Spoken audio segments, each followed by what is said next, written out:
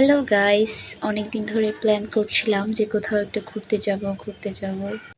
Finally অনেক plan করার পর আমরা সিদ্ধান্ত নিলাম যে আমরা কক্সবাজার যাব এবং আমরা রেডি হয়ে সবাই বের হয়ে পড়েছিলাম। দেখতে দেখতে সকাল হয়ে গেল আর আমরা পৌঁছে গেলাম কক্সবাজার।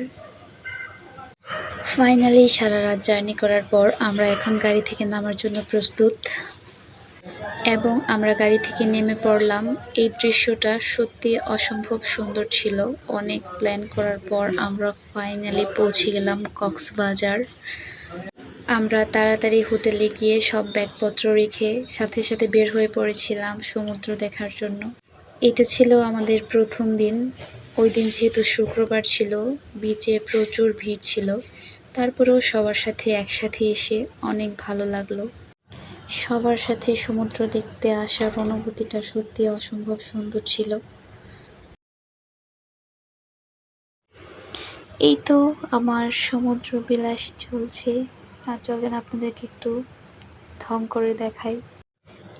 আর ঢং করতে করতে সমুদ্র বিলাস করছি। দেখতে দেখতে সন্ধ্যা হয়ে গেল।